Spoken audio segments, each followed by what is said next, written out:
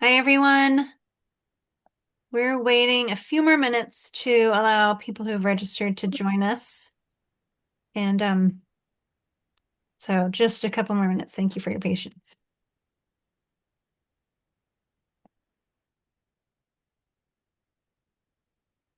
We want to give you all the information that you need to make a decision, and hopefully sign up to be a design team at Creative Spark this year. And Creative Spark is in its second year. I think Emily said that. It's AFO's annual event and design competition that brings together supporters of architects in schools, which is our largest and longest standing program. Attendees are invited to browse a selection of classroom projects that will be on display celebrating the work that elementary and middle school students have made in Architects in Schools this school year. But the event also showcases the impact of Architects in Schools. The design competition is a fun component to bring design professionals and Architects in Schools elementary school students together in the same event. Um, and the competition takes place in real time alongside the actual Architects in Schools projects. Teams of design professionals will create a model, think fun and whimsical, um, based on a theme and a panel of Architects in Schools student judges. The Creative Spark event highlights the joy of the design process. That's our intent. It's intergenerational as well as celebrating what children across the state have been doing in Architects in Schools this school year. And I'm going to go ahead and share my screen again.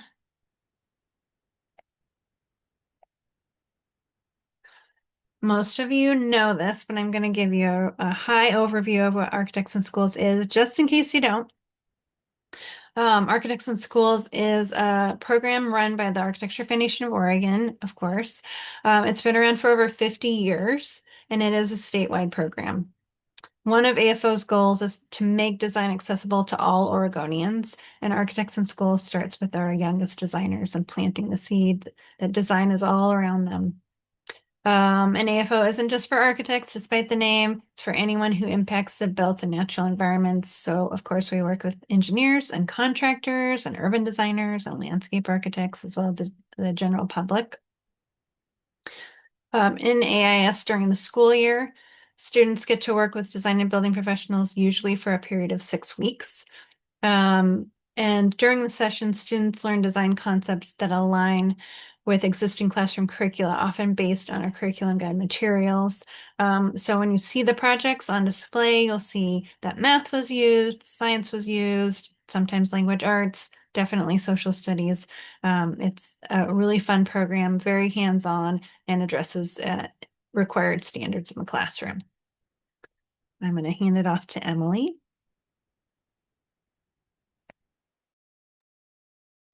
So, for those of you that couldn't attend last year, these are pictures of the 5T models that were submitted last year.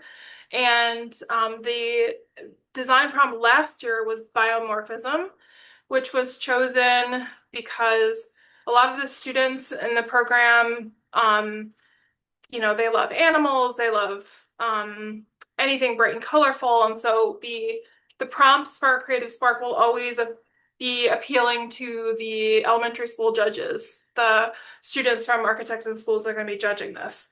So we're providing these examples to show you that you can choose any uh, materials that are being reused. So the students, when they take these classes, are often making models out of recycled, like used materials, stuff that can be recycled. So this is an example of how like quick and dirty the models can be, that glue can stick out everywhere, it can be fun, and just thinking about catering to the imaginations of students and pushing our own imaginations to think on different scales. So we have the treehouse is in a completely different scale than we have this. It was like a kayak center, I think, on the water. And the location last year was on the Portland waterfront. So many of these models pertain to water in some way, but um, equally this year, the challenge is going to be you'll have a bunch of different areas to choose from for the location that you'd like. But we highly encourage you to go to Scrap PDX since they have a lot of stuff that hasn't hit the landfill yet. That's very well organized, very a lot of diverse materials for building to get your imagination started to whatever the next one.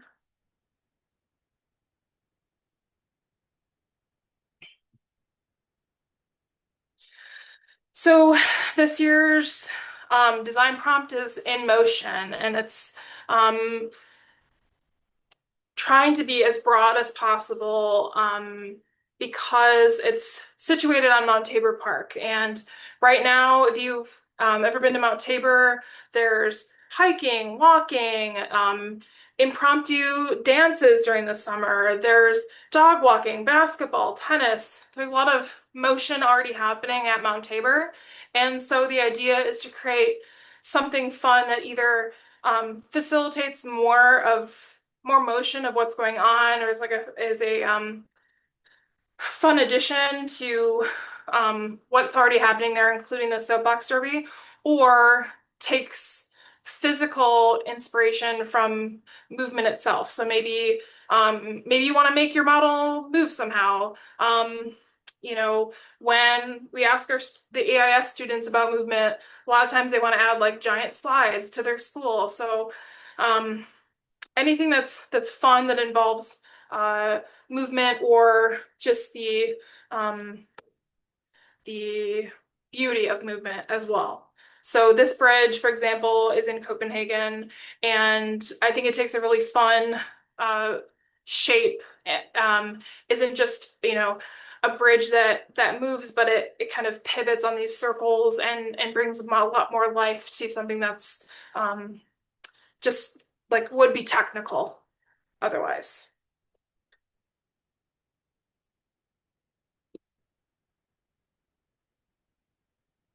Hmm. And the completion guidelines are that we're just asking for about 2 to 4 hours spent on this. It should be kind of like a quick, fun iteration. Um, and once your model is completed, you bring that to the venue before 5:30. If you do need to complete something on site, that's totally fine. Just bring what you need to complete there. Some teams last year did finish at the event. And then if you could provide like a small write-up of maybe if you do have a scale, you don't have to, but any descriptors that you'd like with your model to help explain your concept, or talk about the materials that you used. Anything to sway the judges, like we've got some great prizes. So it'll pay off to be creative with your words. So, and the students take this very seriously. Last year, they were definitely thorough in asking everybody about the intent behind their models.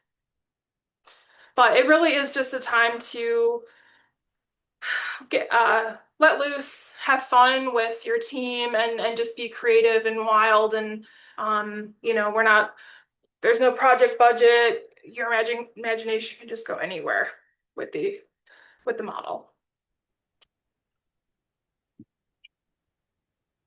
All right. So this is the timeline. Registration for teams is already open. Um, and then we're at the information session on April 21st right now. The registration deadline for teams is May 1st. The sooner that you register, the more time you have for fundraising. We will have a team orientation on May 5th at the same time as this one. So it's another Tuesday at 5 p.m. It will be virtual. Um, and as we mentioned, the actual Creative Spark event is on Thursday, May 28th. It's from 5:30 to 8 o'clock p.m. at DLR Group in downtown Portland. Each team can have up to 5 people, and firms can have multiple teams, but individuals can only compete on one team. So, Um, so fundraising, we're asking you to raise $400 on top of the $100 entry fee. And I am going to provide you some easy emails to just plug and play, put in the name of your team, your name at the end, and add any more, details if you want to. But it's uh it should be pretty easy to just find some neighbors, friends, family members, and send out an email asking for donations and including the link.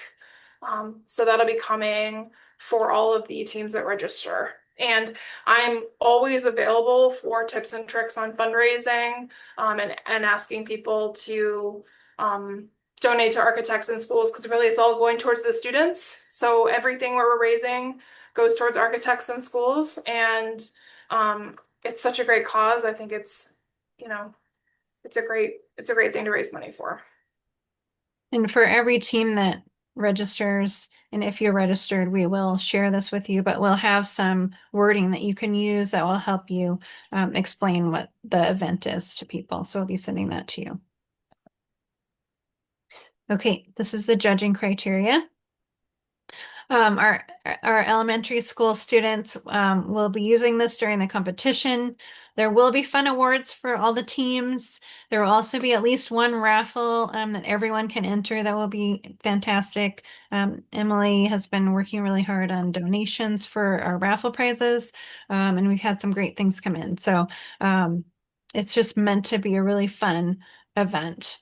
These are the criteria: most visually appealing, best expression of movement, best use of recycled materials, best feature to see with friends and family, most kid-friendly, most colorful, most environmentally friendly, most inspiring description, and judge's choice. And then we will have a people's choice as well.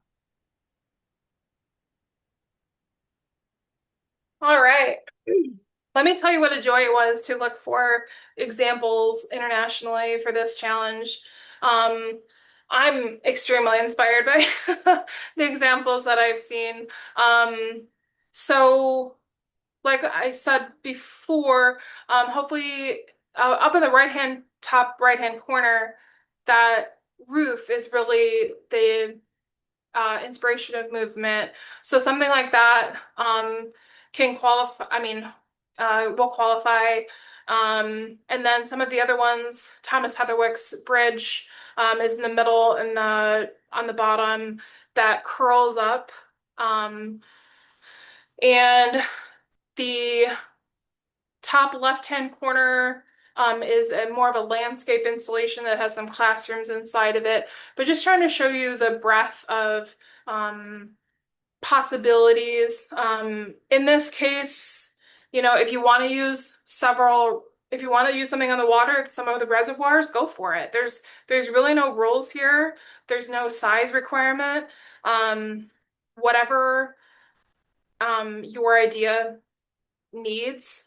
There should be hopefully a place at Mount Tabor, whether it's one of the paths or there's a lot of uh, angles of hills. There's the trees. There's any of the courts, if you want to involve any of the basketball or tennis courts. There's the soapbox derby area. So thinking about um, how movement can be involved. In the middle top is an example from China, and I have all of the website links if anybody's really interested in one of these. I can put those in the chat so you can see many more images for these example projects. One of these in the bottom left-hand corner is a floating stage. And then, Do you want me to run through them, Emily? Because they're in the slide. sure, sure. So first are the Mount Tabor examples.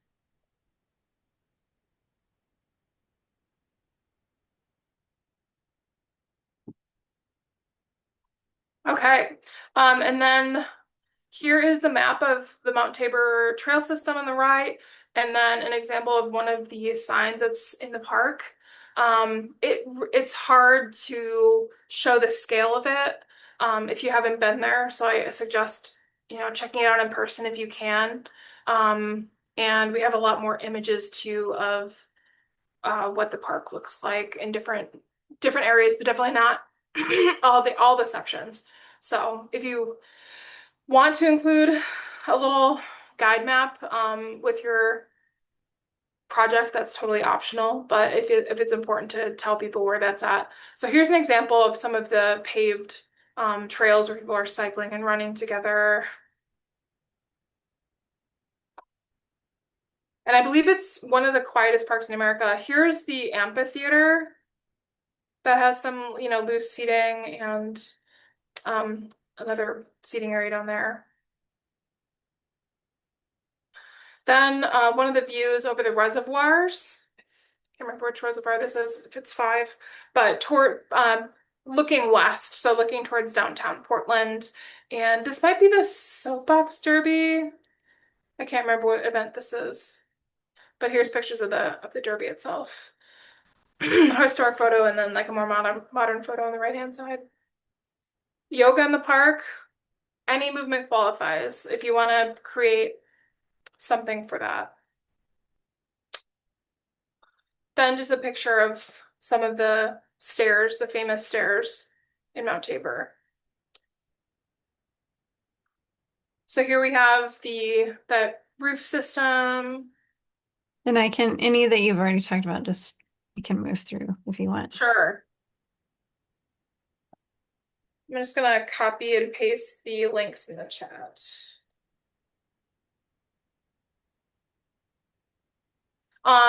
Mobile tennis.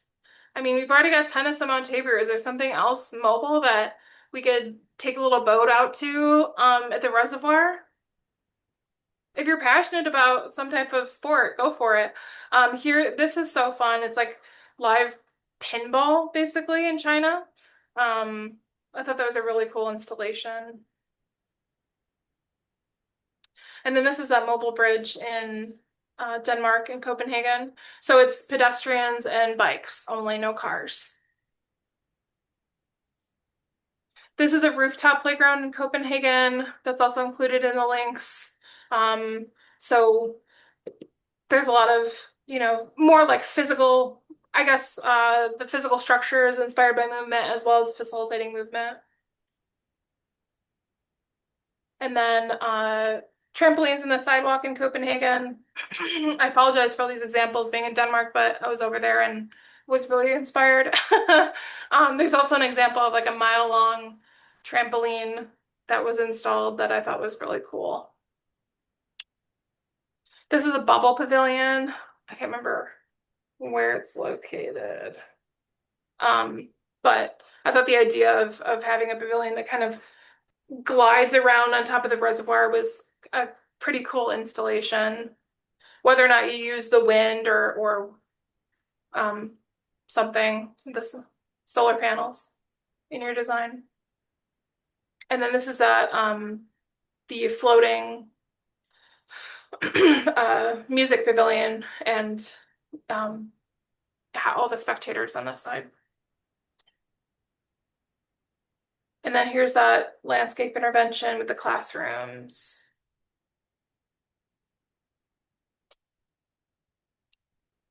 This was a perspective pavilion inspired by waves, but I think it was supposed to be for art installation inside. So this is an example of just the form taking inspiration from movement.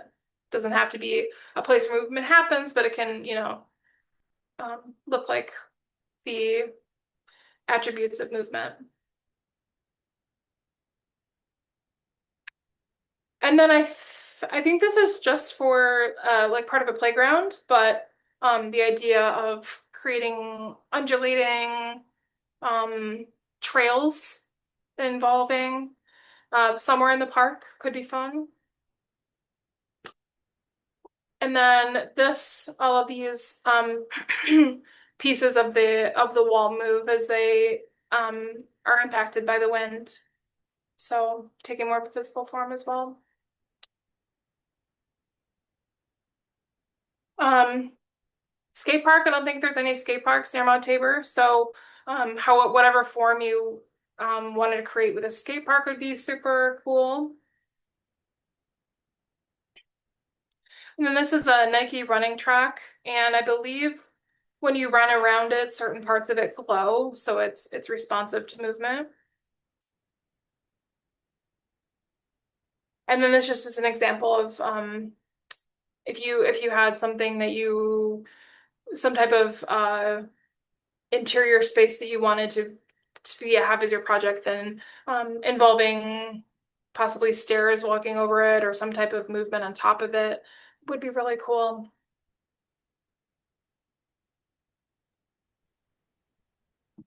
All right. Lots of inspiration, lots of cool inspiration.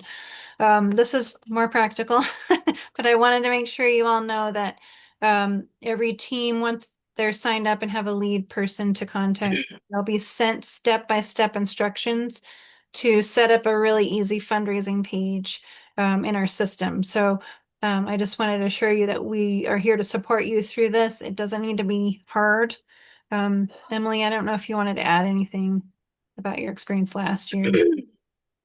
I thought it was pretty easy, and I I sent out one email to friends and family last year and was really surprised at the huge response. I emphasized in my email that, you know, give whatever you can from $1 to, whatever. And yeah, it's pretty easy to sign up. And if you run into any problems, just get a hold of anybody on the team here and we'll walk you through it. Um, but when you send out the page, and we'll get more into this at the orientation day, um, your team name will appear in the drop down. So when you register, just make sure that um, you're choosing the team name that others can, the people who are donating to your team can recognize. This is just, where are the steps? Just 4 steps. That's it. Did you want to add to your tips for fundraising right now, Emily? Um, I guess just, play up that this is a silly fun event that helps us reach the K through 5 classrooms that need art and design and AEC education, and um, that you uh, are hopefully excited about creating your model and winning a great award. Talk about your enthusiasm. That helps. And again, we'll provide some pre laid out language that you can use and adapt for yourself. So we try to make it as easy as possible. And again, like Emily said, we're here to help. So we're going to go through some frequently asked questions. If some of your questions happen to be them, then they'll be answered. And if they're not, then we will have some time at the end to answer any questions you still have. How long do teams spend on designing and creating models on average? So we are hoping no more than 2 to 3 hours on average. That was about the what most teams spent on their models last year. A bunch of it can be done at the event itself. So you can finish at the beginning of the event if you're not done. We really don't want this to take a long time. This event is really meant to help you have a break from stress and play and designing your model and celebrate architects in school. So it's really not supposed to be a serious design competition. It's supposed to be really fun for you. How many people should we have on our team? You can have up to 5 people on your team. And again, teams or firms can have more than one team competing, but individuals can need to pick one team to compete on. How does the judging work? Well, these are the very serious judges from last year. They were pretty brutal. I'm just kidding. They were really fun. They were fun to be around and they had a great time. And they added a lot of great energy to the event as well. So it will be similar this year. You will have architects in schools, elementary school students as judges. So you'll be in for a really fun time with them. Again, the criteria: most visually appealing, best expression of movement, best use of recycled materials, best feature to see with friends and family, most kid-friendly, most colorful, most environmentally friendly, and most inspiring description. So when you're ready as a team, you can provide a description that goes along with your model, and that's what that's about. When can my team begin fundraising? As soon as you register your team, you can begin fundraising. You can fundraise all the way up to the event. The sooner you sign your team up, the better.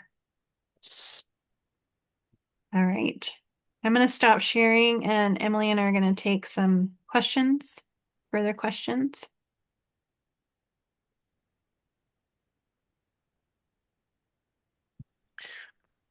I just had one question around May 5th orientation, Yes. team orientation.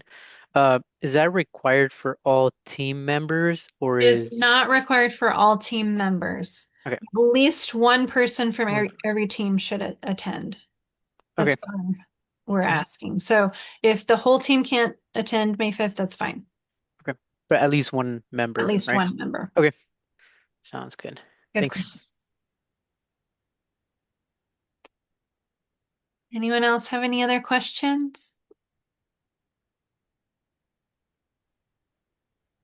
Yeah, just a question about materials. So I think they're all recycled materials. We're responsible for getting our own materials.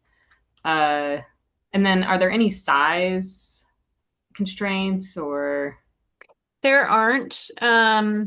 I would say most of the models last year were no bigger than a couple feet by a couple feet. Would you say, okay, Emily? Yeah, I think we said 24 by 3 feet 24. by 3 feet.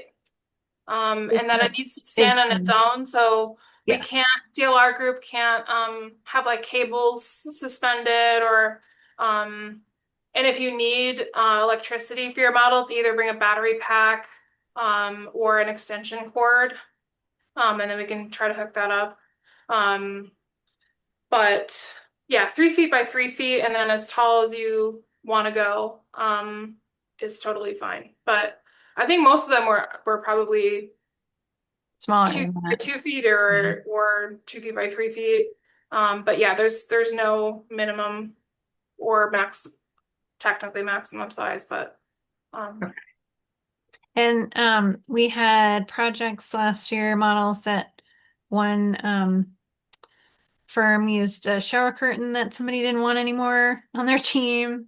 Um, the sky's the limit on things that you can use in your model if you can find use for it. So, yeah, I used some scrapbook paper from Scrap PDX for our water, and then some recycled boxes and some old barbecue skewers for our wood dowels, unused. And it should be recycled materials, but not compost. That's the limit. a lot of architects and schools projects are made with toilet paper tubes or paper towel tubes, Mhm. um, things that you can save at home. And one of the groups did laser cut some of their cardboard. So, I mean, you can treat it however you want. The, we're trying to um, tell teams to not go out and buy materials is pretty much the point. Like, don't spend money on it. We're really trying to make it as cheap and silly as possible. So, And accessible as possible. yeah, yeah.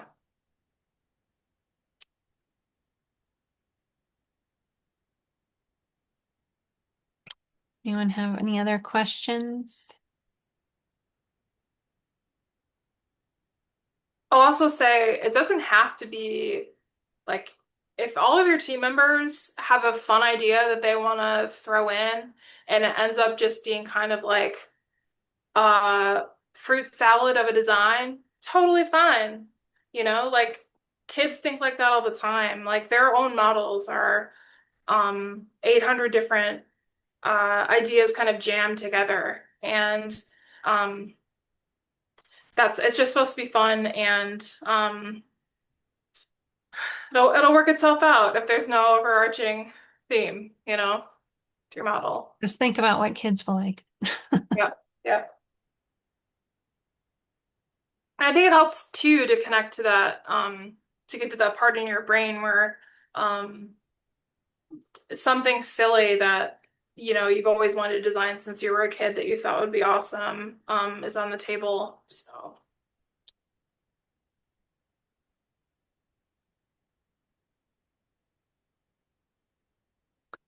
Well, I put the registration link in the chat, and then Emily put many of the inspiration images links in the chat as well, if you find that helpful. And we'll be contacting you. I'll make sure that you're emailed the link to register as well. And if you think of any other questions after today, please let me know. I'm happy to help out and answer any questions, and hope that you will participate in this fun event. and the inspiration images are not like, they're just to try to kind of loosen everybody up to thinking about like silly options. So there's no expectations for you know any type of anything relating to those images at all. Just something to to get you excited, basically, about movement. Um, Think about the first step in the design process is asking questions and brainstorming. So just kind of getting your brain in gear for architects and schools projects. and you can let anybody know that you're reaching out to you about fundraising. There's going to be awesome raffle prizes. I mean, it's so cool. A lot of them are related to motion, or sparkling, or if there's a pun related to this event, I've tried to get a raffle prize, and architecture award prize that has to do with motion and Mount Tabor. So, and sports. So, All right. thank you so much, Thank you, everybody. everyone. I love seeing everybody getting excited about doing this project. It's going to be such a blast. I promise. Last year, I couldn't stop smiling. Took me completely out of the work mode and reality mode, and just had such a blast talking to everybody there about the process of their models and everything. And the judges too are going to be sharing their own knowledge that they learned during architect schools, and telling you why they chose your award or your project for the award that you won. So, All right. Thank you, everyone. I hope to see you soon. thanks, Thanks so everybody. much. Thank Thank you. you. Bye. Bye. Bye-bye.